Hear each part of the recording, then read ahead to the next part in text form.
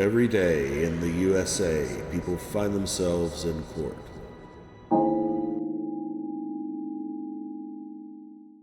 Primary together of the city of Wyandotte versus Clyde Robinson Jr., 24160A. I got my glasses. You don't need them, you're okay. Counsel, your appearance, please. John Goldpaw, P 30758, on behalf of Mr. Robinson. Mr. Robinson, your name for the record, please. Excuse me, I can't hear you. My name's Clyde Robinson Jr. Okay. Sir, you're here because there was a warrant issued for your arrest after you failed to appear for sentencing on April 30th. The court issued a warrant on May 15th. And you never contacted us back so that we could finalize your matter of possession of drug paraphernalia that you pled guilty to. Counsel? That is correct, Your Honor. I did speak with Mr. Robinson. He indicated to me that he had a death in the family. He did contact the court, I believe, A couple times. after he missed his court date. He did contact them, but then backed out and just was going through a hard time throughout the entire time. He knows he should have addressed this issue back then. Since that time, at the time of the death, he was going through quite a bit. I guess it was his mother. Is that correct, sir? Yes, sir. And lost his job or other circumstances. He's apologetic to the court. We would ask that he be able to provide with a sentencing date and with a bond which he could make commensurate with this. He was, I believe, the circumstances being addressed was his wife and he were door dashing. He was not the driver, she was, and there was a traffic stop.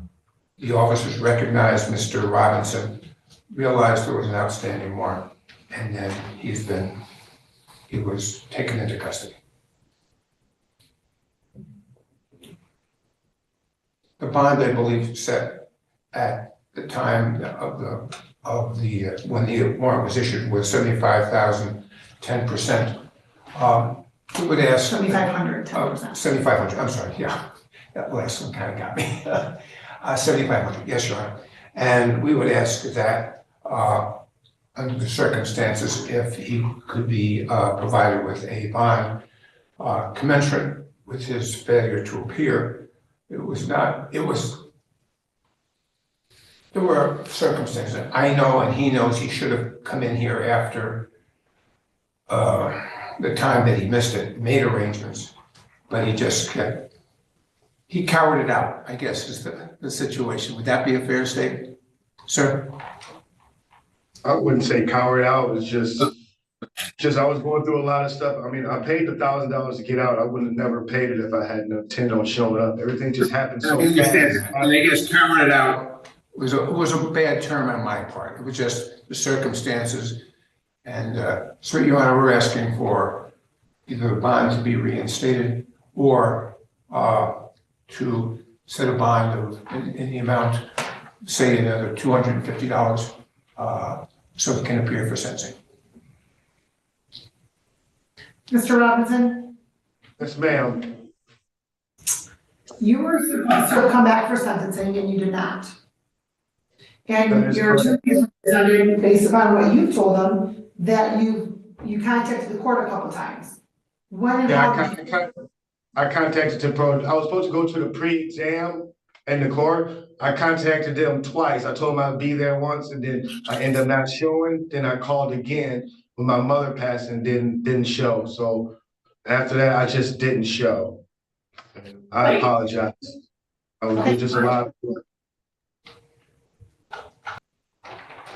Well, sir.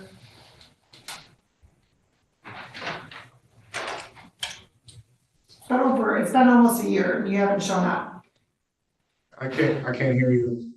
It's been almost a year and you haven't shown up, and your previous bond has been forfeited. So at let's see, you have $500. I mean, close to $1,000, and there must have been another matter, but in any event, sir, that was enough to make sure you showed up. Why didn't you show up? Excuse me? Why didn't you show up, sir? Why did I show up? Right, Because my mother had passed and I was in a real dark place. That was the only reason. I feel like I couldn't deal with anything else at that. I just okay, lost my mother a year before that, so it was kind of rough. I mean, I was there when she passed, so. I can understand that, sir, I can understand that. So, and how long has it been since your mom passed? It's been a year. Okay, and in the last, let's say, 2 months, what steps have you taken to contact the court? I haven't taken any steps. Or else I had a daughter just going to Eastern College. I've been trying to DoorDash to get her books because I don't currently have a job right now. So I haven't had made no attempts to contact the court because I haven't had any type of money to put towards the courts. Everything's going to my family right now. Okay, and sir, is your only employment DoorDash? Excuse me? Could you repeat the question? Why are you not working other than DoorDash? Because I haven't been able to find a job anywhere else. I've been putting applications in through Indeed, been to temporary services, don't nobody have any jobs right now. Okay. In my field, I've been putting out a lot of applications though, ma'am. What is your DoorDash is field? the easiest. DoorDash is the easiest thing to do. What is your field, sir? I'm a machine operator. I work for Wayne Industries. Wayne Industries and the place in Wayne. I can't even remember the name. I'm so nervous. K9. I worked for K9 for 3 years. That was a job that I got fired from. That's a job I was working when I posted that first bond. And I lost that job in July. Sir, here's the issue. You haven't taken care of this matter. You haven't made any attempts. The only reason you're in custody is because you were a passenger in a vehicle that was pulled over for a traffic stop, correct? That is correct. Okay, well, the court's going to continue the $7,500 10% bond. There's no way I can pay that now to get out to even to try to do anything. I don't have the money. Could you please lower it for me? How are we going to guarantee that you're going to appear in court? I'm gonna guarantee I'm up here in court because if everything wasn't going on the first time, I would have came back. It just lapsed of time and I apologize, but I will be back in court. I want to get this taken care of because I don't want you guys pulling me over anymore. Okay, well, you guys is not me, because I don't have that authority. But sir, no disrespect, but, you know, your personal guarantee, you didn't show up last time, and you had money there, so. And that was the reason why, was because of my mother. I understand what you, I'm sorry, go ahead. What's gonna go on between now and the next time you're supposed to be coming back? I'm sorry, could you repeat? What's to say that there's not going to be a lot going on between now and the time you're supposed to be coming back the next time? Because I'm pretty sure my mother's not gonna die again, or none of my kids. I will be here. I need to make sure that my daughter has her books for school. So I will be here to take care of that, sir. Ma'am, excuse me. She's the most important thing right now. I understand that, and I don't know if you're trying to be funny or not, with your statement about your mom not dying a second time, but sir, my point in asking you that question, sir, is that there are a lot of unexpected things that occur on a daily basis. But what is expected is that you are to still appear in court or communicate with the court and then show up when you communicate with us. Yes, I will. I will be here. I will communicate. If anything happens, which I do not think it will, I will be here. I will make sure I call.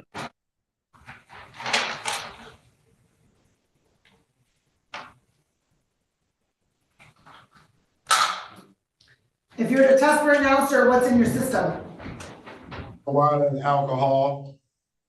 What's the first thing you said? Marijuana and alcohol I was drinking last night. That should be it. Okay, well, technically, you're still on bond with this court because this court ordered you not to possess or consume any alcohol or drugs that are not prescribed. I don't understand exactly what the question was. This court, on March 17th, or on March 27th of 2024, this court, at your arraignment, ordered you not to possess or consume any alcohol or drugs as a condition of bond that are not prescribed. So not only did you blow us off and not show up to court, but now you're completely disregarding this court's order of not using any alcohol or drugs that are not prescribed. I didn't know alcohol. Well, I apologize, ma'am. It's very stressful out there in the world. I'm not sure. So, I mean, marijuana is legal and alcohol is legal too. And I understand what you are asking, but on a day-to-day basis, when you're outside trying to take care of business, it's kind of hard to not to take some of the stress off of everyday life.